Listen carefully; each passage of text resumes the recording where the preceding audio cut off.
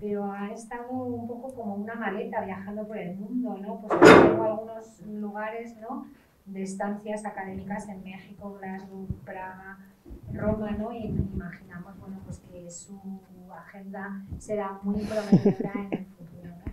Ella hizo una tesis sobre autorrepresentación, ¿no? Y en concreto sobre el caso de Frida Kahlo, que a ella la fascinaba y fue otra de las ofertas, ¿no? Ella nos hizo varias ofertas.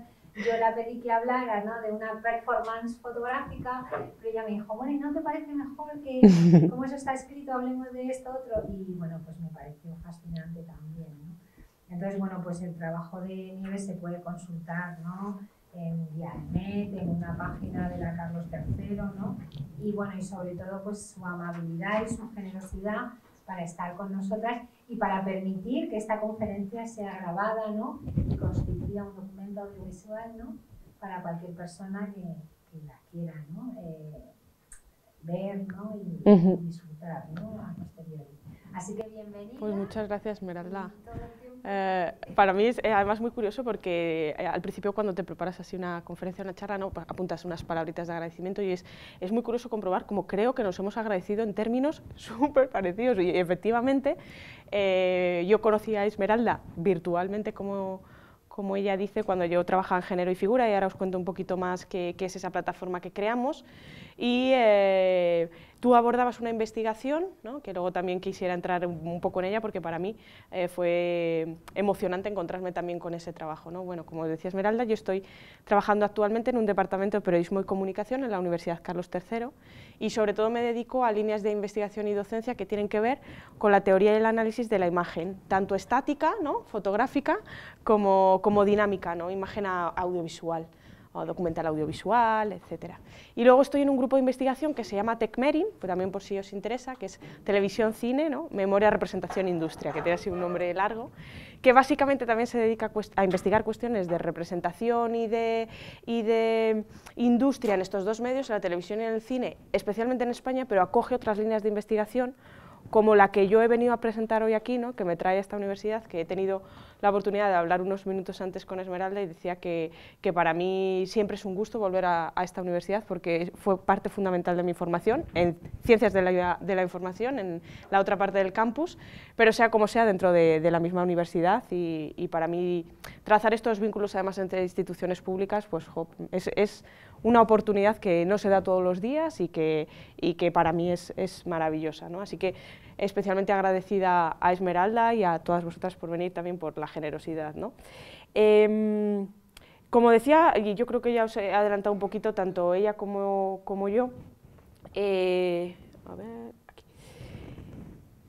Nos conocimos virtualmente cuando yo junto a otras compañeras junto a mí, creamos una plataforma que titulamos Género y Figura y que el seno de esta plataforma estaba radicado en la Universidad Carlos III, pero tenía algunas particularidades, ¿no?, porque nos permitía a personas que trabajamos o que tenemos una vinculación contractual con la universidad trabajar con otras personas que no se dedicaban exclusivamente al mundo investigador, pero que sabían muchísimo de fotografía y que tenían una inserción en la escena fotográfica altísima, ¿no? Gestoras culturales, evidentemente fotógrafas, fotoperiodistas, diseñadoras, creadoras de vídeos que muchas veces tomaban como materia de la expresión la propia fotografía, ¿no?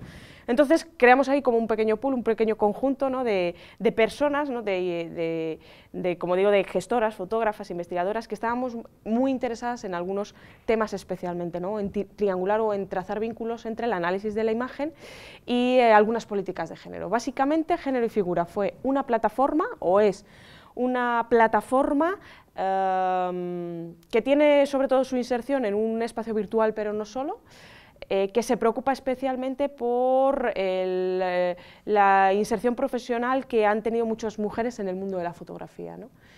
Por reflexionar sobre este vínculo entre fotografía y mujer, ¿no?, desde un punto de vista de la investigación, pero también de la creación fotográfica. Para eso lo que hicimos fundamentalmente fue crear una serie de convocatorias que derivaron en tres acciones fundamentales. Primero, creamos un repositorio audiovisual con el trabajo de 74 fotógrafas, 74 portfolios, que actualmente se pueden consultar en la web, ¿no? Y donde además del trabajo de estas mujeres, que hablaba por sí mismo, incluimos un pequeño statement de cada uno de los proyectos, sus datos de contacto, por si alguien llegaba a esta página y quería directamente contactar con estas fotógrafas, ¿no? Un poco su trayectoria. Luego creamos una convocatoria donde seleccionábamos otros 3 trabajos más y producíamos y encastrábamos en la web, divulgábamos en la web unos pequeños clips audiovisuales donde 3 fotógrafas en particular nos hablaban de 3 de sus trabajos, de cómo habían llegado al mundo de la fotografía, de su trayectoria, del proyecto en particular, cuáles eran sus características, sus ideas de futuro en el mundo de la fotografía. Y luego hicimos otra convocatoria, en este caso, bueno, las 3 fotógrafas fueron Brenda Morena, Candela Sotos y Ana Páez, y luego otra convocatoria paralela donde otra fotógrafa más que había desarrollado un trabajo que tenía una salida, o que ella pensaba que tenía sobre todo una salida, su soporte de salida fundamental era el libro, el fotolibro, podíamos nosotras editar, ¿no? y publicar más bien el fotolibro de esta fotógrafa, ¿no? Y así lo hicimos con el trabajo de Elena Goñi. Esas fueron como 3 acciones principales, pero alrededor de todo esto había mucho otro movimiento, ¿no? En el que intentábamos no descuidar. Intentábamos hacer algunos trabajos más cercanos al campo de la investigación y de la reflexión en el ámbito de la fotografía y en el ámbito de las políticas de género, ¿no? Porque paralelamente a todo esto teníamos que aclarar y sobre todo que aclararnos algunas posiciones sobre algunos temas que para nosotras eran y que a día de hoy siguen siendo complejos, ¿no? Pero que teníamos que dar soluciones, ¿no? O al menos algunas respuestas. Y yo voy a poneros un ejemplo. Una de las cosas que más nos interpeló directamente, ¿no? Y nos causó, tuvimos que darle bastantes vueltas, ¿no? Y como digo, fue motivo de muchas reflexiones, era que, claro, nosotras no creíamos en una división binaria del género. Sabíamos que el género era un espectro, asumíamos que las identidades de género y las sensibilidades son múltiples, pero en cambio estábamos llevando a cabo un proyecto fotográfico donde identificábamos claramente que estaba destinado específicamente a uno de esos 2 géneros binarios, ¿no? Hablábamos de género y figura reivindicando a las mujeres fotógrafas, ¿no? Claro, veíamos una incoherencia en todo eso, pero lo que intentamos, o nuestra manera de intentar ponerle coherencia a eso es, aun asumiendo que para nosotras el género es un espectro, es un conjunto de sensibilidades de identidad múltiples, ¿no? No binarias generalmente, sí identificamos que al menos hay lo que podemos leer que se ha decodificado como un género, que oprime, que hace que sea más difícil la inserción y la trayectoria profesional, y no solo profesional, del trabajo de muchas otras creadoras, ¿no? Que se sienten con un género fluido, con un género múltiple, o que se identifican directamente como mujeres, ¿no? Entonces intentábamos trazar vínculos, no admitiré claramente que con complicaciones, pero ahí tratábamos de trazar vínculos entre lo que creíamos que nos demandaba la práctica fotográfica, lo que nosotras identificábamos, y unos debates teóricamente complejos dentro de las políticas de género que son complicados, ¿no? Ahí navegábamos, ¿no? No quisiera perderme tampoco en cuestiones como etimológicas o incluso epistemológicas, ¿no? Y luego, por supuesto, si queréis comentamos lo que sea necesario, pero ahí intentábamos navegar, ¿no? Y también lo he mostrado un poco pues, para que veáis un poco pues, la complejidad que para nosotras suponía crear un proyecto desde 000, incluso en sus estatutos más básicos, en sus determinaciones ideológicas más básicas, ¿no? También intentábamos hacer algunos vaciados, ¿no? Coger algunos certámenes, algunas publicaciones, algunas prácticas que legitimaban el medio fotográfico, ¿no? La disciplina fotográfica, y ver el número de mujeres que tenían una inserción profesional en estos medios, ¿no? o que trabajaban, ¿no? En estas disciplinas. Y luego participamos pues, en numerosísimas charlas, encuentros, eventos, pues, que nos daban la oportunidad de exponer el proyecto, pues, desde Foto España, Libros Mutantes en la Casa Encendida, Fiebre Fotolibros, que es un festival específicamente sobre libros de fotografía que se realiza en Madrid y el año que viene también en Barcelona, un fanzine ¿Quién coño es?, que trabajaba en políticas pues, muy cercanas a nosotras. Aproximadamente, no sé, en un año estuvimos como en 50 encuentros, encuentro arriba, encuentro abajo, ¿no? Trabajamos muy activamente, por ejemplo, con la periodista Patricia Orrillo, y bueno, he puesto, por ejemplo, algunas de las entradas que hicimos en Wikipedia, porque ella tiene un grupo de edición colaborativa en Media Lab Prado, que es Wikisfera, ¿no? Entonces nos enseñó a editar en Wikipedia, para crear colectivamente una entrada de simplemente mujeres fotógrafas. Cuando ponemos en Google mujeres fotógrafas, digamos que la entrada que aparece pues fue fruto también de la edición colaborativa que hicimos junto a ese grupo de trabajo. Y yo creo que básicamente lo que intentábamos hacer era identificar, posicionar y paliar un debate que para nosotras era como muy evidente. No la falta de mujeres en el ecosistema fotográfico, porque es que nosotras conocíamos a un montón de fotógrafas, ¿no? Sino precisamente el complicado reconocimiento que habían tenido muchas de esas mujeres en el mundo de la fotografía y las trabas que se encontraban a la hora de posicionarse en estas prácticas que legitimaban el medio, ¿no?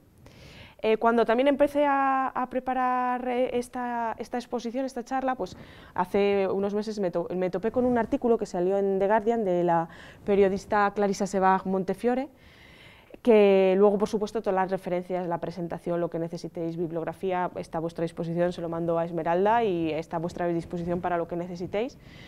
Y ella reflexionaba en este artículo sobre cosas muy parecidas, ¿no? Y nos daba esos datos que para nosotras también eran como tan reveladores, tan importantes, ¿no? Coincidía con el portal de periodismo audiovisual de The New York Times, Lens, ¿no? En que el World Press Photo, por ejemplo, desde 2012 hasta 2017 solamente se habían integrado a un 15% de fotógrafas.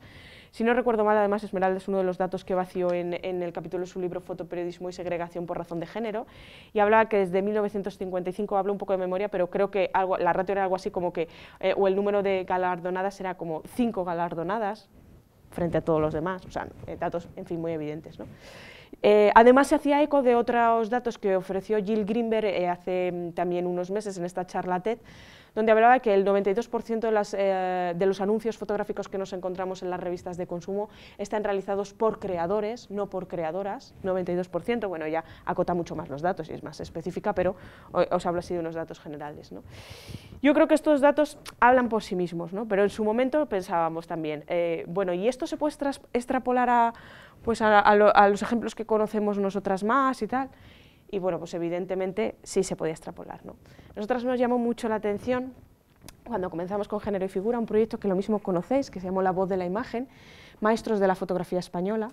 Lo conocíamos y nos gustaba mucho, además tenía, pues, parte de la financiación era pública, estaba el Ministerio de Cultura de entonces, etcétera, y nos llamó mucho la atención porque, claro, yo creo que este proyecto identificaba muy bien que había habido un desapego institucional por la fotografía en España, y que era parte de nuestra valía cultural, y que entonces una de las maneras que tenían de paliar ese desapego institucional es dando la voz a los maestros de la fotografía.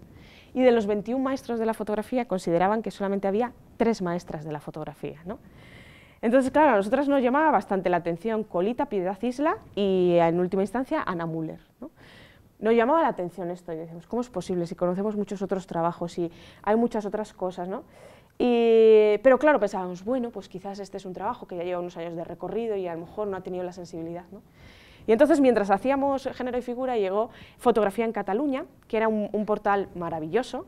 Vaya por delante que han subsanado el error, y ahora comentaremos, ¿no? Pero Fotografía en Cataluña, cito textualmente, se mostraba como una ventana a la riqueza, la calidad y la diversidad del mundo fotográfico.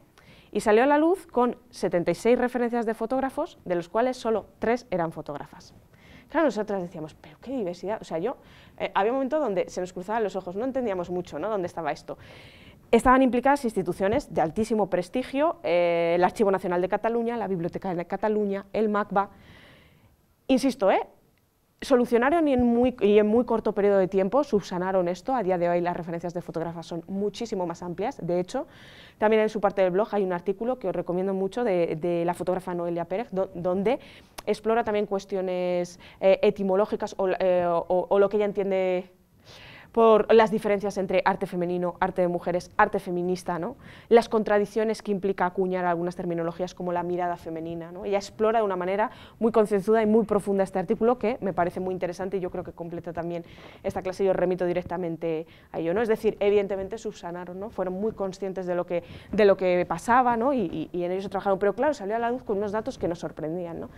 O algo que también recoge Esmeralda en su investigación, ¿no? Un Premio Nacional de Fotografía, que podía haber puesto la propia página del premio, pero es que es como visualmente un poco desubicada, ¿no? Entonces, simplemente pues viendo el listado, ¿no? El Nacional de Fotografía solo tiene 6 fotógrafas, de las cuales una renuncia al Nacional de Fotografía, Colita, otra trabaja en tándem, María Bleda junto a José María Rosa. Las últimas dos premiadas salieron, Género y Figura fue de 2015 y para nosotras fue una súper alegría porque 2016 Isabel Muñoz, 2017 Cristina García de Midel, un trabajo además estupendo en los dos casos, ¿no? Pero vamos, que estamos hablando, sea como sea, de datos, ¿no?, bastante reveladores. Yo creo que la idea de base queda clara, ¿no? Remito también al apartado 3.1 de reconocimiento y concesión de premios de Esmeralda, donde aporta muchos otros datos, pero básicamente lo que nosotras intentábamos hacer era identificar lo que estaba pasando y desde nuestra humilde posición intentar poner en valor lo grave que era esto e intentar paliarlo, ¿no? A intentar agitar de alguna manera una comunidad cultural que ya estaba creada, una comunidad fotográfica que ya estaba creada, que tenía muchos vínculos, que tenía una enorme trayectoria en España, fuera de España. Intentábamos pues agitar políticamente también esto, ¿no? Y hacerlo además de una manera que no era en absoluto novedosa. O sea, Género y Figura, si no era algo, era un proyecto novedoso, en absoluto. Retomamos la estela de muchas otras compañeras que habían trabajado en España, fuera de España, en muchos lugares, en un camino muy parecido al nuestro, e intentábamos pues un poco tomar su testigo, en ningún caso relevar, pero sí un granito más de arena, ¿no? Entonces, nosotros nos fijamos, por ejemplo, en el certamen 30 Under 30, que intentaba o que selecciona 30 fotógrafas menores de 30 años para darle una mayor visibilidad a sus trabajos, o una web que sobre todo fomentaba la reflexión de la inserción de la mujer en fotografía, Women in Photography, o una galería online como Firecracker, que lo que hace mensualmente es que elige el trabajo de una fotógrafa, la expone en su galería y además han conseguido crear una pequeña beca donde anualmente pueden financiar un proyecto fotográfico realizado por una fotógrafa. Todo esto existía y existe mucho antes de Género y Figura, y hay muchas otras compañeras que han seguido produciendo trabajo. Luego, si queréis, comentamos un poco en lo que ha derivado Género y Figura, o también por qué tuvimos que parar, por qué tuvimos que hacer unas convocatorias y no otras, ¿no? Luego, si queréis, exploramos un poco ese terreno, pero en definitiva, simplemente transmitiros la idea de que no sin fotógrafas, por supuesto mujeres en las artes visuales, fotoféminas, muchos otros colectivos siguen en la brecha, nunca mejor dicho, por desgracia, ¿no? Pero siguen ahí trabajando y haciendo muchas cosas en una dirección en la que nosotras también intentábamos trabajar, ¿no? De hecho, recogimos, hay 2 entradas en el blog, propuestas para una webgrafía y un puñado de libros, donde intentábamos recoger algunas de estas propuestas, y os remito a ellas, ¿no? porque ahí podéis encontrar seguro que más información y demás, ¿no? Yo creo que Género y Figura fue un proyecto especial por todo esto, y también porque además fue financiado por crowdfunding, y hubo 216 personas que estuvieron a tope con el proyecto, ¿no? que eran financiadoras y que en sus diferentes grados de financiación, en definitiva en su implicación, nos ayudaron mucho a sacar adelante el proyecto, a hacer todos los encuentros que realizábamos, el taller, ¿no? Todo esto salió pues gracias a todas estas financiadoras, ¿no? Y además, personalmente para mí fue un punto de inflexión, porque yo creo que por primera vez fue así, bueno, quizás no por primera vez, pero sí de una manera cruda, ¿no? Fui consciente de que éramos pocas las investigadoras que, a lo mejor de una manera discontinua, pero sí con mucha insistencia, nos dedicamos a investigar en el mundo de la fotografía o de la imagen, en el mundo de la cultura visual, y además intentábamos triangularlo o trazar vínculos con algunas partes de las políticas de género, ¿no? No éramos tantas y en verdad necesitábamos estas investigaciones, o yo percibía que yo las necesitaba para seguir investigando, ¿no? Por eso cuando yo me encuentro parte de la investigación de Esmeralda y de otras compañeras, pues me emocioné mucho, porque además, yo aquí os hago una confesión que le hacía también Ariadna hace un rato, ¿no? Para mí, pues la pulcritud metodológica con la que a veces se acerca la sociología a los objetos de estudio, ¿no? Los flujos de trabajo, supongo que hay de todo, como en todas las disciplinas, pero esas posibilidades, esos horizontes que tiene también la sociología, ¿no? Que tiene unas herramientas pues bastante rigurosas, bastante ilustrativas, para mí son envidiables, y muchas veces no es que desde la comunicación no se pueda hacer, y de facto no se haga porque se hace, pero yo muchas veces encuentro que necesito ese trabajo previo para poder decir algunas cosas, ¿no? Y entonces saber que se estaba haciendo desde la sociología visual, pues para mí era pues muy emocionante, ¿no? Y ver además que se abrazaban unos discursos que yo creo, y no sé, luego vosotras me corregís, pero que tampoco estaban tan en distancia con lo que hacíamos en teoría y análisis de la imagen, estática o dinámica, ¿no? Fotográfica o audiovisual, porque efectivamente, nosotras también considerábamos que las imágenes, y consideramos que las imágenes son unas construcciones discursivas que van más allá de lo que representan, que son discursos, ¿no? Y además yo creo que también consideramos que están insertas en unos contextos de producción y de decodificación que le dan sentido, ¿no? Trabajamos en un campo iconológico, pero también en un campo simbólico. Y yo creo que eso también lo hace la sociología visual, ¿no? Y por eso yo decía, ¿no?, que yo creo que son como primas hermanas, ¿no?, de alguna manera como dos áreas que pueden ser primas hermanas, ¿no?, que pueden dialogar también en muchos términos, ¿no? Pues bien, en todo esto, ¿no?, me encontraba y me encuentro, ¿no?, cuando yo decía, bueno, ¿y yo por qué creo, ¿no?, y muchas otras investigadoras e investigadores creemos que la fotografía es un poco especial? Bueno, quizás porque también pues un poco de narcisismo, ¿no?, es a lo que nos gusta, pues mira, pues todos pensamos que lo nuestro es lo más importante, y yo pienso que la fotografía es muy especial a la hora de su tratamiento y su producción de imágenes, ¿no?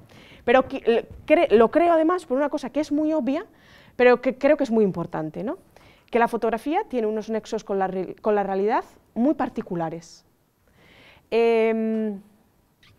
muy estrechos, ¿no? Vamos a imaginar una pintura figurativa. Si la pintura figurativa nos puede ofrecer unos grados de verosimilitud tan altos, vamos a pensar ahora en una fotografía. Todo lo que puede hacer la fotografía para ese mundo referencial también es muy alto, ¿no? También la posición puede posicionarla en unos grados de verosimilitud también muy altos, muy estrechos, ¿no? Como retomando un poco terminología, ¿no?, o esas frases en este caso que acuña Fox Talbot, ¿no? No es que la fotografía sea un lápiz de la naturaleza, ¿no?, o sea una ventana con la que nos asomamos al mundo, es que en gran parte de la historia visual la fotografía se ha entendido como el mundo, o sea, se ha entendido directamente como la realidad, directamente como un referente, ¿no? Yo creo que perdemos rápido, ¿no? Yo decía que para el ojo es como muy difícil no caer en el error, ¿no?, en esa trampa que a veces nos pone la fotografía, ¿no? Y de alguna manera, además esto convive con otra función que es muy curiosa, ¿no? Yo creo que tiene es una perpetua provocación, ¿no?, y que la fotografía siempre lleva inscrito como un pecado original.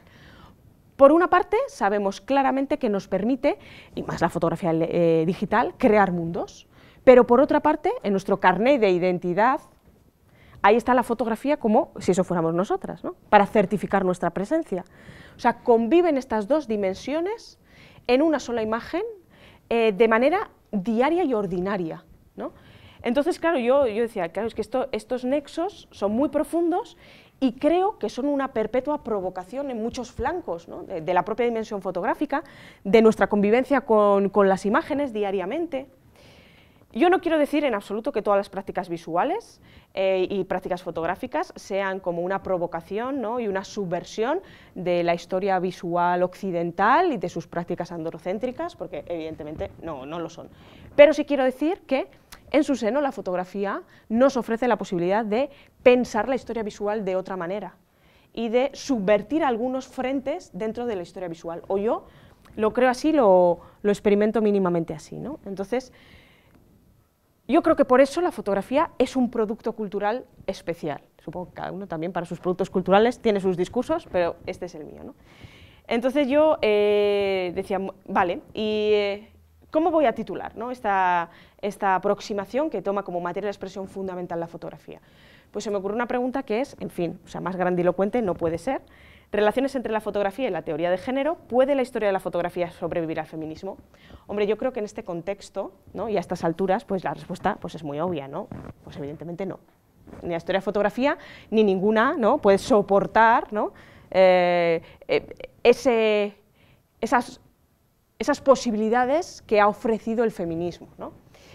¿Y por qué digo esto, ¿no? Yo ahora creo que sí que dedicaré unos minutos a lo mejor exponer algunas cosas que a lo mejor no son tan obvias de la fotografía y creo que son más interesantes, ¿no?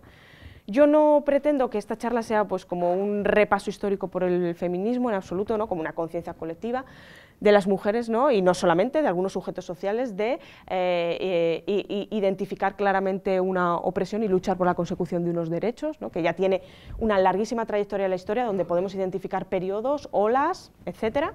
Tampoco creo que pueda abordar todas las cuestiones de la dimensión fotográfica, ¿no?, pero sí a lo mejor decir algunas cosas que vinculan estos como dos grandes elementos de la ecuación que he planteado, que creo que pueden ser interesantes, ¿no?, porque la simbiosis entre fotografía y mujer,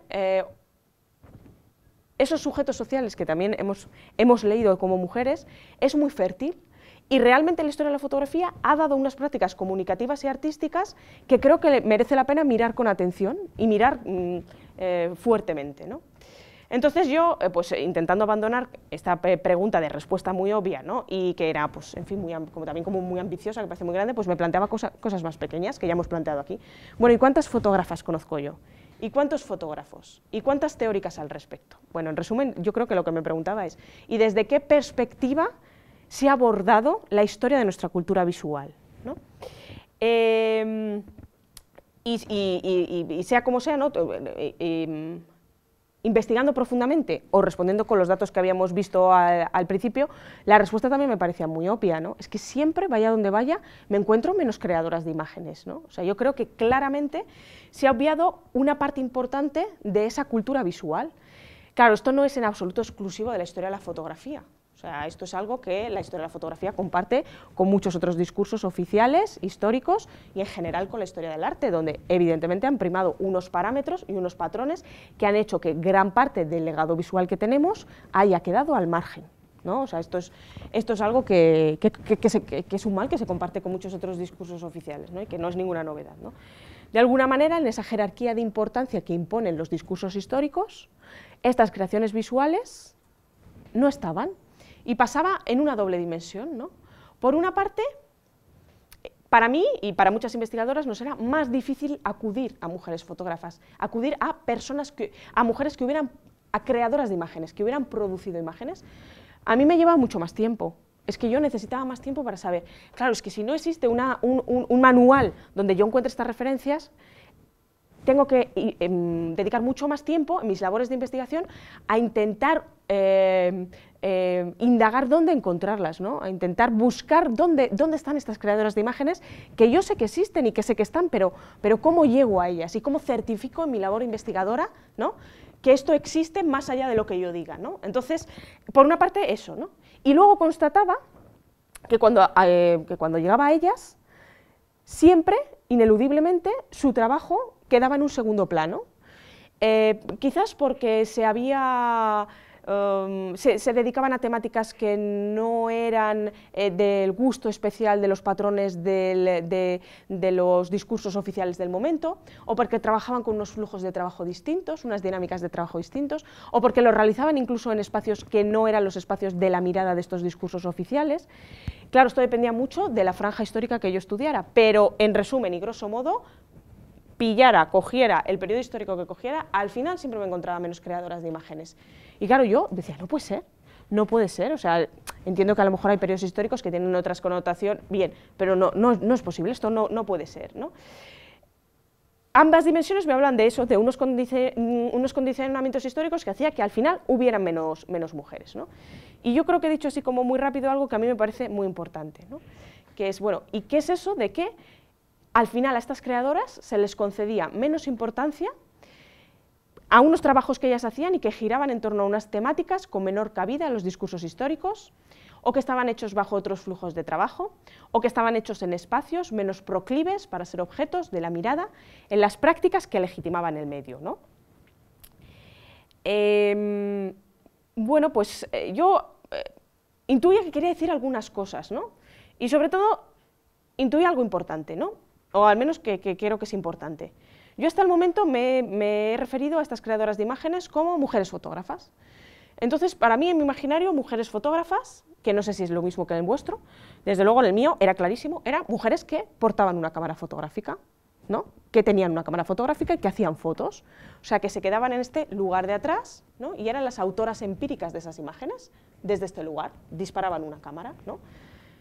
Claro, pero yo empecé a ver que es que lo que me encontraba también eran muchas mujeres que trabajaban al otro lado de la cámara, que empezaban a posar, ¿no?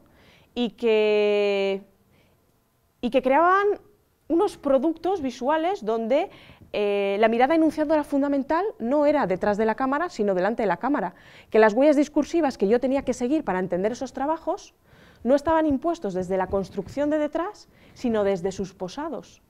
Y para mí esto pues era pues muy emocionante. Y claro, yo a esto tampoco llegué sola, no tiene tampoco ningún mérito, porque lo que yo intuía, me di cuenta de que había una profesora que además lo había escrito, y lo había escrito de una manera que para mí fue muy revelador, ¿no? Que se llama Federica Muzzarelli, en un libro que os he traído aquí por si queréis echar un vistazo también, que se llama Mujeres fotógrafas, emancipación y performance, 1850-1940. Claro, en este libro ella sobre todo se refería a un periodo histórico pues muy cortito, que es la génesis de la fotografía, pero para mí era, ay, que no lo he pasado, perdona, pero para mí era también especialmente interesante porque me confrontaba con una idea que me parecía importante, y era ver cómo esta manera, que yo consideraba también tan subversiva, y además este trabajo tan conceptual con la imagen, se había hecho desde el comienzo de la fotografía, si tomamos como comienzo como su bautismo oficial, 1839, pues en fin, 1850, no habían pasado tantos años, ¿no? O sea, había una precocidad también en estas creadoras, ¿no? Y me confrontaba con que, bueno, es que la autoría fotográfica, lo mismo tenemos que revisarla, porque lo mismo la propia disciplina nos lo pedía desde un principio, y lo mismo nos lo pedía a través de una serie de creadoras, ¿no? Por resumiros, los presupuestos de Muzzarelli, que están perfectamente trabajados en ese libro, realmente no sé si hay una versión en castellano, yo tuve que leerme la versión en francés y no hablo francés, pero pues había que hacer el esfuerzo, creo que también está en inglés, pero yo llegué a la versión en francés. Y bueno, pues hoy hay un montón de herramientas, yo con el traductor y con lo que entendía y con las clases que había tomado de francés en el instituto, dije, pues aquí tiene que salir, y efectivamente pues yo creo que conseguí decodificar como algunos presupuestos claves que, insisto, ella desarrolla de una manera mucho más profunda y mucho más brillante en el libro, y que seguro que si finalmente conseguís leerlo, os apetece leerlo, pues allí aportará mucho más, pero yo, sobre todo, 5 ideas, ¿no? Muzzarelli decía, yo identifico que hay una poética común en una serie de creadoras de imágenes, ¿no? Que han elegido especialmente la fotografía para crear sus trabajos. Además, los han creado intentando recuperar unos campos de los que tradicionalmente otras artes, otros medios de producción de imágenes, las habían vetado ese terreno. Por ejemplo, estas creadoras trabajaban mucho con la fotografía, sobre todo recuperando o explorando algunas vertientes de su corporalidad, ¿no? Y de hecho el libro tiene un índice que es muy elocuente, ¿no? De cómo ella habla de estos trabajos en relación a su corporalidad, ¿no? Además, creo que la fotografía es un instrumento muy privilegiado para lo que hicieron estas creadoras, porque por una parte nos permite certificar presencias, es decir, reporta existencias, ¿no? Ya dice, jo, es que la foto está en nuestro carnet de identidad, ¿no? O sea, certifica presencias, pero por otra parte es un instrumento que desde su nacimiento se ha utilizado para crear otros imaginarios, otros mundos, en fin, muchas de las cosas que se hace con la fotografía digital, por supuesto con la sofisticación que nos permite la fotografía digital, ya estaban en el seno de la disciplina fotográfica, mal llamada también analógica, ya estaban allí, ¿no? Y además, o sea, ya para una quinta vuelta de tuerca, ¿no? Creo que algunas de estas cosas están muy relacionadas con algunas de las cosas que nos plantea la historia del feminismo, donde evidentemente también se ha preocupado de recuperar mucho trabajo de investigación sobre la corporalidad, y donde en el fondo nos habla de unos sujetos que obstinadamente se empeñan, como no podía ser de otra manera, por contar, ¿no? Por contar en cuanto a contar, ¿no? Sus historias, y porque sean contadas en la historia, ¿no? O sea, y porque cuenten como sujetos de historia, ¿no? Y yo creo que estas son las ideas clave de lo que nos va mostrando Muzzarelli en sus análisis fotográficos, ¿no? Además, la división por capítulos, como digo, para mí es muy elocuente porque se fija sobre todo en unos trabajos que tienen 3 características fundamentales. Primero, son trabajos donde vemos que estas creadoras problematizan la identidad de género que se les ha atribuido, no solo de género, pero también de género. Además, vemos que son creadoras que, de una manera continua, investigan mucho sobre sus propias representaciones, con unas dinámicas de investigación que es cierto que no en todas están en el ámbito profesional, pero eso no quiere decir que no lo dejen de hacer, ¿no? Y además, porque son creadoras que cuestionan mucho la separación entre la vida y el arte y utilizan esa delgada línea como una estrategia de creación, ¿no? Ella se centra sobre todo en 12 fotógrafas, que os las voy a leer, ¿no? Ella analiza el trabajo de Julia Margaret Cameron, Madame Yvonne, Lady Clementina Hawarden, Hannah Kullwijk, Virginia Oldoini, condesa de Castiglione, Anne Brickman, Alice Austen, Cloca Hahn, Gertrude Arndt, Hannah Hock, Tina Modotti y Leni Riefenstahl.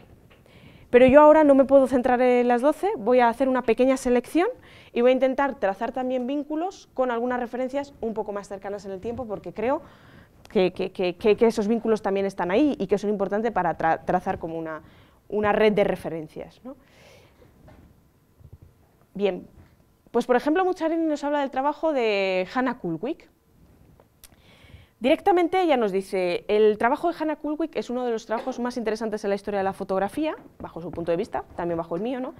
Y dice literalmente, bueno, esto es la historia de un ritual fotográfico entre un rico y una sirvienta. Porque Hannah Kullwijk era una trabajadora que trabajaba en la casa, una sirvienta, una trabajadora del hogar, que trabajaba en la casa de asistenta, más bien, de Arthur Manby, el escritor, ¿no? A mediados del siglo XIX. Y entre ellos aparentemente se entabló una relación profesional estrecha y también personal, ¿no? Y de alguna manera utilizaron la fotografía un poco como prolongación también de esa realidad, ¿no? Hannah Kullwijk tenía unos rasgos bastante andróginos que la separan muchísimo del ideal de belleza de las damas victorianas del momento, y fotográficamente explotaba también esta vertiente. Ella no tomaba estas imágenes, ella posaba en estas imágenes. Pero también lo curioso es que posaba así y posaba de muchas otras maneras. Por ejemplo, como un desollinador, como María Magdalena, ahora sí como una lady victoriana del momento, vamos, vestida de la cabeza a los pies, ¿no? Como los cánones de belleza del momento tenían reservados para ese lugar que tenían reservados para la mujer y también para su estilo, su manera de presentarse en la vida pública, ¿no? Y de alguna manera encarnaba, y yo creo que nunca mejor dicho, o sea, daba vida con su propio cuerpo a distintos personajes en distintos roles, de distinta clase social y también de diferente género, explotando, como digo, mucho sus rasgos andróginos y poniéndonos quizás un poco también en el camino que el género en este proyecto fotográfico era una elección, que para ella el género también era una elección, que había una cierta fluidez en mostrarse de una manera o de otra, ¿no? Y que la identidad sexual muchas veces no siempre tenía por qué estar acompañada con el género atribuido. A mí estas imágenes en su día me recordaron también a la de otra artista, con mismas siglas, ¿no? En este proyecto, ¿no? Heather Casills, ¿no? Que hace en Cats a Traditional Sculpture. Ella lo que nos muestra finalmente, entre otras imágenes, es un trabajo como este, ¿no? Lo que hizo Heather Casills es durante aproximadamente unas 23 semanas, sometió su cuerpo a unos procesos iba a decir de tonificación, pero es que esto va más allá de la tonificación, unos procesos de construcción corporal, como veis, ¿no? A través del ejercicio y de la toma de esteroides, ¿no? Que finalmente dieron como resultado un cuerpo donde, como veis, se intuyen muchos rasgos que podríamos atribuir al cuerpo de un hombre, y además ella lo subraya mucho con un vello púbico, con un pene, demás, ¿no? Pero donde también vemos cosas que tradicionalmente atribuimos a un cuerpo sexuado de mujer, ¿no? Porque es verdad que hay pectorales, pero ahí hay unos pechos, pequeños pero unos pechos, ¿no? O unos labios claramente pintados de rojo, ¿no? O sea que de alguna manera yo creo que Heather Casills también nos hablaba, ¿no? de esta idea de elección de género, ¿no? De hacer una exhibición también de esta androginia, ¿no? De mostrarnos claramente esta delgada línea que aparentemente también separaría los géneros, y como vemos en el trabajo de Hannah Kullwijk. Y a mí me resultaba curioso también por lo que Heather Casills hace de una manera muy evidente, que es serializar su cuerpo, ¿no? Documentar cómo es la serialización del cambio de su cuerpo, ¿no? Esto lo hace ella fotográficamente y no solo fotográficamente, ¿no? Y lo hace de la manera que vemos aquí, ¿no? Vaya por delante además que muchas de las creadoras que nos muestra Mucciarelli en el libro toman como materia prima de la expresión su propio cuerpo y de maneras muy distintas, ¿no? Vamos a ver algunas de ellas que yo creo que también nos muestran esto. De una manera un tanto peculiar lo hace de Lady Clementina Hawarden, ¿no? También este periodo casi de la génesis de la fotografía, ¿no? Lady Clementina Hawarden sí era lo que podemos entender hoy como una dama victoriana, ¿no? Que además, curiosamente, elige la fotografía, que es un medio mucho más popular en aquel entonces, para dar rienda suelta a sus pulsiones creativas, en lugar de elegir como otras artes que estaban mucho más consagradas, como puede ser la pintura, ¿no? O muchas otras artes. No estaba consagrada artísticamente por el momento, ¿no? La fotografía era otro medio de expresión, ¿no? Y ella, lo curioso es que investiga sobre su propia representación, pero lo hace a través de sus hijas, casi como trasuntos de sí misma, ¿no? Trabajaba mucho, bueno, hombre, quiero pensar que no hacía posar a sus hijas, que también posiblemente, pero vamos, trabajaba mucho con sus hijas, Isabela, Clementina y Florence, en el posado fotográfico, por ejemplo, con espejos, de tal manera que a veces trabajaba mucho conceptualmente con la idea de una doble imagen o incluso una triple imagen, donde ella aparecía y desaparecía. Vemos, por ejemplo, en la imagen de la derecha donde aparece la cámara fotográfica, identificándose incluso con el propio aparato, e investigando en este ámbito de la representación, ¿no? Donde ella aparece corporalmente pero no, manufactura su cuerpo pero lo hace a través de lo que eran para ella también su mayor referencia corporal, que eran sus propias hijas, ¿no? E investigaba un poco también en esta línea de creación visual, ¿no? De otra manera muy diferente lo hace Virginia O'Doigny, la que posiblemente os suene un poco más porque sí que ha habido, o todas a lo mejor, pero sobre la condesa de Castiglioni sí que ha habido más producción investigadora en los últimos años, ¿no? Entre otras cosas porque, claro, puede ser que pensemos que hablamos de, bueno, es que estos son 3 disparos.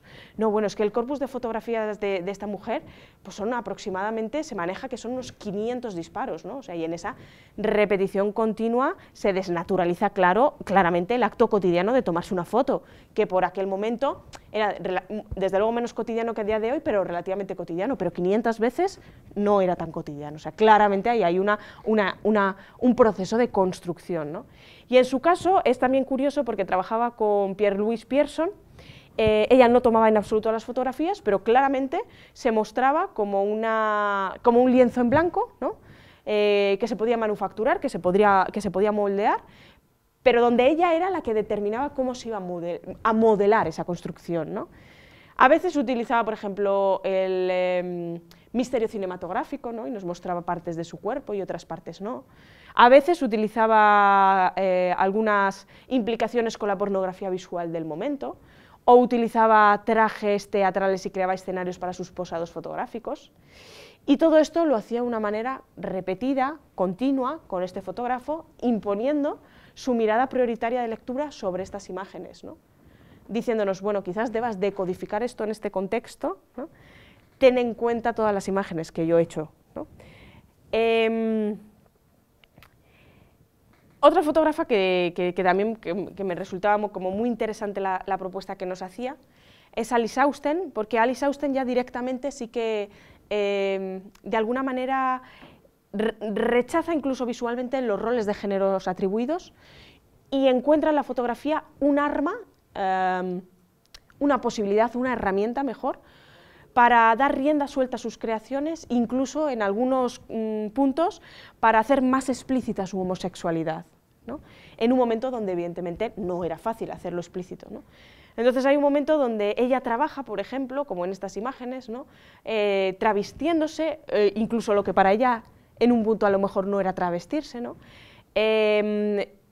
Iba construyendo estas imágenes que le permiten, como digo, hacer una ostentación de una condición de género que no era la que aparentemente tenía que estar reservada para ella, ¿no? Para todas estas mujeres, la fotografía era prácticamente una herramienta de vida, ¿no? O sea, era un acompañamiento donde vertían unas pulsiones creativas, pero donde también se expresaban de manera más libre de lo que entendían que podían expresarse con otros medios de construcción de imágenes, ¿no? Y yo creo que de una manera muy sutil y visualmente muy sensible, ¿no? y muy atractiva, lo hace, por ejemplo, Anne Brickman, ¿no? Que ella claramente trabajaba con el desnudo femenino, que en fin, que no es ninguna novedad en la historia del arte, ¿no? Pero trabajaba teniendo en cuenta como 2 condicionantes. Primero, siempre como en una ósmosis con la naturaleza, con el mundo que le rodeaba, y luego siempre en acción, siempre haciendo algo. Ella siempre haciendo algo, ¿no? Yo cuando veía las fotos de Anne Brickman siempre me traía a la cabeza y me gustaba recordar otra fotógrafa que también creo que trabajó mucho en esta idea del ritual fotográfico, ¿no? Y de intentar trabajar en ese contexto, un poco también performativo y que de manera obstinada intenta como cómo recuperar a estos sujetos, ¿no? Que a lo mejor también conocéis, que es Francesca Buttmann, ¿no? Mucho más cercana a nuestro tiempo, ¿no? Francesca Buttmann atribuía a la fotografía la capacidad como de hacer un retrato psíquico. Bueno, yo no sé si esto es posible, pero desde luego era su vía de trabajo.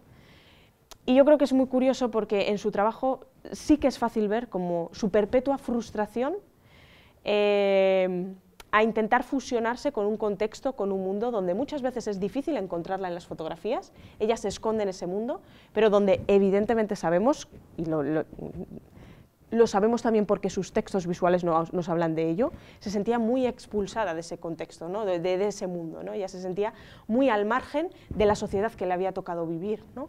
Y lo padecía claramente, ¿no? Y eso, sus textos visuales también nos hablan de eso. Es difícil encontrar a una Francesca Buttmann que se intenta fusionar con un contexto que en el fondo nunca la deja fusionarse, ¿no? Y eso yo percibí esta idea, ¿no? de este ritual fotográfico, de intentar trabajar claramente con un entorno, haciendo cosas en un entorno, intentando cambiar ese entorno, me permitía trazar vínculos entre Anne Brickman y Francesca Buttmann, ¿no? Bueno, pues yo creo que como vemos pues hay un montón de creadoras que han trabajado por estas vías y que también han trabajado con su cuerpo como materia prima de la expresión, ¿no? En el statement de la artista Nuria Güell nos dice, y voy a leer un poco para no pervertir un poco lo que ella dice, nos dice que gran parte de mis operaciones, de sus operaciones artísticas, se diluyen en los límites de mi propia vida, de su propia vida, porque cree que solamente de esta manera puede subvertir parte de esas jerarquías de poder, ¿no?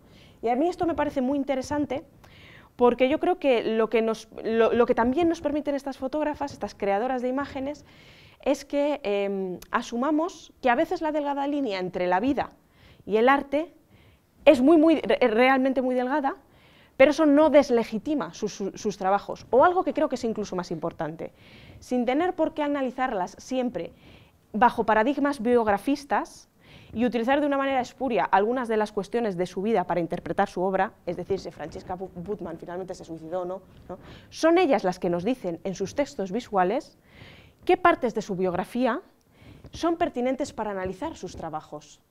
No permiten, creo yo, que haya otras personas que determinen, bueno, la codificación es un mundo amplio, ¿no? Pero por lo menos ellas nos dejan huellas de qué es pertinente para analizar también sus trabajos, ¿no? Y yo creo que eso es importante también porque al menos, ¿no?, nos confronta con una idea fuerte que es la que sostiene que hay una absoluta autonomía artística y estética a la hora de analizar los trabajos fotográficos, que la esfera privada, o que al menos hay unos mitos que sí que están legitimados, ¿no?, para abordar estos trabajos y otros no. Porque está el mito del genio, ¿no?, de ese trastorno que se permite a algunos creadores, ¿no?, claro, es que esto lo hizo porque estaba trastornado, pero no el mito de que, bueno, a lo mejor es que se trabajaba en el espacio doméstico y no disparando una cámara porque quizás no tenías las opciones para tomar una cámara, o a lo mejor es que no te apeteció y trabajabas delante de la cámara, ¿no? Yo creo que en resumen lo que nos permiten estas creadoras es confrontarnos con la idea de que claro que existen otros modelos de creatividad y también otros modelos de análisis de estas imágenes, y que también es responsabilidad nuestra revisar esos modelos de análisis sobre estas imágenes, ¿no? Claro, yo creo que a día de hoy el reto teórico de esto pues no es tan amplio, porque ahí están para ayudarnos pues trabajos de Esther Ferrer, de Catherine Opie, de Ana Casas Broda, ¿no?, de mujeres ya consagradas en la historia del arte. En fin, no sin su excesivo esfuerzo, sin mucho esfuerzo. Esther Ferrer lo cuenta muchas veces y de una manera muy clara, ¿no? Pero al menos ya entendemos que esto está ahí y bueno, podemos decodificarlo con otras maneras. Pero claro, creo que no tanto tiempo atrás, cuando sistemáticamente estas creadoras de imágenes veían deslegitimado su trabajo. Y muchas de ellas ni siquiera lo enseñaron en el ámbito profesional. Esmeralda retoma en su investigación el concepto de revolving doors, ¿no?, de Jerry Jacobs, de finales de los 80, donde nos dice que hay un montón de hostilidades que finalmente hace que estas creadoras decidan, y no solamente estas creadoras, que básicamente que mujeres en el ámbito profesional, en ámbitos profesionales tradicionalmente, que tradicionalmente son reductos de hombres, encuentran una serie de hostilidades que van mermando progresivamente su capacidad de enfrentarse precisamente a sus ámbitos laborales, ¿no? Claro, yo pensaba, hombre, es que bueno, soy yo, Lady Clementina Hawarden, y es que lo mismo ni siquiera enseño mi trabajo fotográfico, porque viendo el contexto, pues a lo mejor, ¿no? Y eso también está ahí, ¿no? Otro ejemplo que yo creo que nos vale mucho para entender y para fijar estas ideas es una creadora que sí que ha sido mucho más acogida por la historia del arte, insisto, no sin su esfuerzo, y el de muchas investigadoras e investigadores que se han dedicado a trabajar sobre ella, ¿no? Que es Chloe Cahan, ¿no? Y yo creo que también es muy interesante la línea que, por ejemplo, lo hacía Hannah Kuhlwijk o que lo hace Alice Austen, porque Chloe Cahan ya sí que claramente entiende, y podemos ver en su imagen, ¿no? Que entiende que el género es una construcción cultural, lingüística, una construcción discursiva, y por tanto que hay un punto donde ella puede elegirlo, ¿no? de alguna manera, y que ni siquiera a veces está vinculado con un cuerpo biológico concreto, ¿no? Y yo creo que incluso va un paso más allá, porque en parte de su imaginario simbólico, también vinculado con el surrealismo, nos llega a decir que es que incluso el cuerpo sexuado puede llegar a ser una elección, ¿no? En un corpus de fotografías, pues como digo, de unos 500 disparos, de alguna manera, y más, de alguna manera nos intenta aproximar a la creación de una identidad de género y a la construcción de una identidad de género bastante compleja, ¿no? Donde la feminidad, ella por ejemplo trabajaba mucho también con máscaras, por supuesto no es la única creadora, ni siquiera en su época, y actualmente a partir de los años 70 es frecuente también esta simbología, pero donde la feminidad para ella pues sí que era como una máscara, algo que te quitas y te pones, algo que ella a elección puede quitarse y ponerse, en base a una serie de construcciones con las que claramente no se identificaba, ¿no? Como decía, esto ha sido retomado, ¿no? en la historia de la construcción visual en numerosas ocasiones. Yo creo que, por ejemplo, de una manera muy evidente por Gillian Wearing, ¿no? Donde en esta otra, y ya en los 2000, en 2012, ¿no? Nos propone esta construcción fotográfica, ¿no? Que titula Yo, como Cajún, sosteniendo una máscara de mi propia cara, ¿no? O sea, hace este juego un poco intertextual entre el trabajo de Cahan y su propio trabajo, y además poniendo claramente en la imagen uno de sus elementos fundamentales en la construcción de sus puestas en escena y de sus construcciones visuales, que es la máscara, ¿no? En un sentido, creo que opuesto, lo hace otra fotógrafa, que también más conocida, ¿no? Que es Cindy Sherman, ¿no? Y yo creo que es opuesto porque lo que creo que Sherman hace muy bien es que identifica algunas de las características básicas que han sido atribuidas a los roles, o al rol, o a los diferentes roles que a priori pueden encarnar la mujer, ¿no? Y lo lleva al extremo, los caricaturiza claramente, ¿no? De tal manera que hay un momento donde ves claramente una distancia con todo eso, ¿no? Y hace una cosa que a mí me gusta mucho en un análisis que hace Judith Butler del trabajo de otra fotógrafa, de Diane Arbus, ¿no? Que dice que en las fotografías de Diane Arbus, que de alguna manera da un espacio simbólico a cuerpos que se salen de la norma, ¿no? A cuerpos raros, ¿no? A cuerpos que se salen de nuestra norma, precisamente lo que hace Diane Arbus, y yo creo que también hace de Cindy Sherman, de otra manera, pero también está por ahí, es subrayar lo inhumano que es la propia norma, ¿no? La inhumanidad que reside en los propios discursos normativos de género, por ejemplo, ¿no? Y eso nos lo dice, yo creo que también Cindy Sherman. Y decía que lo hace en un sentido opuesto a Chloe Cahan, porque yo creo que mientras en las propuestas de Chloe Cahan lo que vemos es múltiples yos, ¿no? En estas propuestas de Cindy Sherman ella desaparece absolutamente. Y lo que vemos son múltiples roles reservados para la mujer, pero aquí a Cindy Sherman no la encontramos, ¿no? Yo creo que nos cuesta más encontrarla, ¿no? Eso está por ahí, ¿no? Como ya hemos señalado, muchas de estas fotógrafas no tomaron ellas sus propias imágenes, no eran autoras empíricas, no dispararon las cámaras, ¿no? Y a día de hoy eso tampoco es ningún reto teórico. Nosotros sabemos que, por ejemplo, Melissa Catanese utiliza un montón de fotografías, de un conjunto de fotografías que están en otro ámbito, ¿no? De fotografías disparadas por otros creadores y por otras creadoras, para crear su libro Dangerous Women, pero que es ella la que prescribe el sentido principal de lectura, ¿no? La que impone el régimen de lectura preferente, la que nos dice, otra cosa es como tú lo decodifiques, pero la que nos dice, este libro puede leerse así, yo lo he creado de esta manera, ¿no? Claro, como digo, eso a día de hoy pues quizás no suponga el mayor reto teórico y práctico para nosotras, pero sí que es una propuesta subversiva, cuando lo hacen muchas otras creadoras muy anteriores, evidentemente, a Melissa Catanese, ¿no? Como por ejemplo cuando Hannah Kuhlwijk nos dice: quizás deberíais pensaros que en estas imágenes yo también soy autora, a pesar de que solo poso, ¿no? Es verdad que la autoría en términos fotográficos, autoría y fotografía siempre se ha llevado mal, porque todos los medios que tienen una mediación mecánica tan alta, o sea, esa reproducibilidad técnica, pues hace que se lleven no muy bien, porque ya empieza, pues bueno, el medio, no, estos debates que hay por ahí. Pero la cosa parecía que se había solucionado un poco cuando ya habíamos asumido que, bueno, pues autor es quien dispara la cámara, ¿no? Quien crea la imagen desde este lado. Y claro, todo esto que también está en la génesis de la disciplina fotográfica, lo que nos dice es que, bueno, y no solo quien crea las imágenes desde este lado de la cámara, lo mismo también quienes las crean desde el otro lado de la cámara. Y son precisamente estas creadoras las que nos enfrentan a cuáles han sido nuestros hábitos perceptivos, ¿no? A que nos proponen que intentemos terminar con algunos axiomas que habíamos dado, evidentemente, como, ¿no? Y algunas asunciones que habíamos tomado prácticamente como palabra divina, ¿no? Bueno, es que autor era esto, ¿no? Y nos proponen otros criterios de análisis y de validación de las imágenes fotográficas, ¿no? Yo creo que, en conclusión, estas fotógrafas, estas creadoras de imágenes, lo que nos muestran con sus trabajos es que también existen otros modelos de autoría.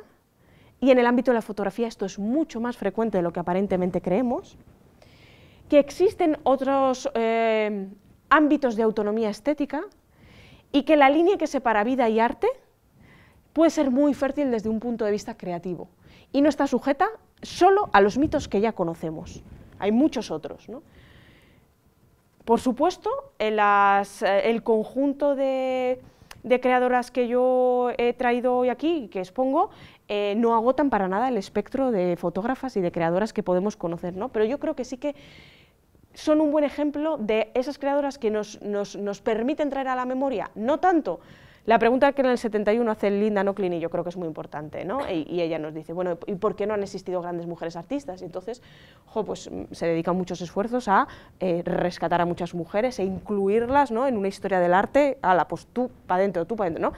Yo creo que no nos sirven tanto para eso, que también rescata muchos nombres, como para confrontarnos con el inmovilismo de esa pregunta y llevarnos a un terreno teórico mucho más cercano a la beta que también inaugura Griselda Pollock, bueno, quizás no debamos de preguntarnos precisamente de por qué no han existido grandes mujeres artistas, sino, ¿es que acaso la historia del arte, la historia de la fotografía, los discursos oficiales pueden sobrevivir a estas prácticas? ¿Pueden sobrevivir al feminismo?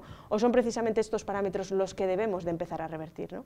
Y ella concluye con una definición que me parece también bastante lúcida, cuestionar en algunos puntos, pero interesante para hoy, ¿no? De qué es el arte feminista, ¿no? Ella nos dice, bueno, es que una obra de arte es feminista no cuando es realizada por una mujer, o no solo, sino cuando problematiza y subvierte las formas en las que un texto o sistema de significación específico operan dentro de un orden social dado, produciendo, por tanto, hegemonía u opresión. Y yo creo que esto es bastante lúcido, ¿no? Y como que arroja luz un poco sobre el trabajo también de estas creadoras. Y a modo así de epílogo, y ya para concluir, quería terminar precisamente con un artista que se llama Yasumasa Morimura, que es un creador japonés que trabaja mucho en el ámbito de la reactuación y del travestismo, y entonces él se da cuerpo, no da vida, y utiliza los rasgos de posado y de vestimenta de diferentes personajes muy consagrados en la historia del arte que conocemos, y en la política, y en nuestra cultura popular, etcétera, ¿no? Y en este caso, pues una de sus pues figuras referenciales es Frida Kahlo, a la que ha dado cuerpo en muchas ocasiones, siempre introduciendo toques muy personales, como el pañuelo de Louis Vuitton que utiliza pues en la tercera fotografía, ¿no? Pero en suma, de alguna manera, va intentando dar cuerpo a esta creadora, que a mí me parece además especialmente interesante esta propuesta, porque Frida Kahlo es una de estas creadoras que nos han ayudado a problematizar muchas asunciones teóricas dentro de la disciplina fotográfica, no solo pictórica, sino también fotográfica, ¿no? Y eso es interesante, me parece una elección inteligente de Morimura, sobre todo esta fotografía que veis aquí, ¿no? Porque esta fotografía que utiliza Morimura, en verdad es un cuadro, ¿no? Él reactúa un cuadro que en 1946 pinta Frida Kahlo, que se llama Árbol de la Esperanza, manténme firme, y que me costó un tiempo llegar también a la evidencia, por otra parte, de que lo que había hecho Kahlo en este cuadro era coger una fotografía que tenía ella de una sesión en donde había posado con Nicholas Murray. Frida Kahlo tiene un corpus de posados fotográficos fascinante y amplísimo. De las múltiples veces que había pasado ella por el hospital, ¿no? Pues cogió una de esas fotografías e hizo un encastre en uno de estos cuadros que, como veis, es prácticamente la misma posición, la posición de la sábana, del pelo, ¿no? Y pinta esta fotografía, ¿no? Entonces me parece muy interesante cómo este juego intertextual que nos propone Morimura, donde nos habla de la construcción de la identidad, pero también de la artificialidad del lenguaje artístico, ¿no? Y de cómo él luego lo que hace es fotografiar un cuadro, que además es el cuadro de una fotografía, la pintura de una fotografía, ¿no? Da esa vuelta de tuerca, ¿no? En resumen, yo creo que todas estas propuestas de lo que nos hablan, como digo, ¿no? Es de las posibilidades de resignificar unos trabajos y unos criterios de análisis, ¿no? Y yo he trabajado puntualmente en estas investigaciones en desarrollos pues, escritos, ¿no? en otras publicaciones y demás, que tienen otras referencias bibliográficas que, por supuesto, como decía al principio, pongo a vuestra disposición ahora o cuando necesitéis, o si a alguien le interesa, a través de Esmeralda o de quien sea, o del archivo abierto, quiero decir, que están publicadas para que podáis tener acceso a ellas o a lo que necesitéis, y estoy a vuestra disposición para cualquier pregunta o comentario o lo que creáis, y muchísimas gracias. Así que es vuestro turno, como digo en clase. Ahora a trabajaros.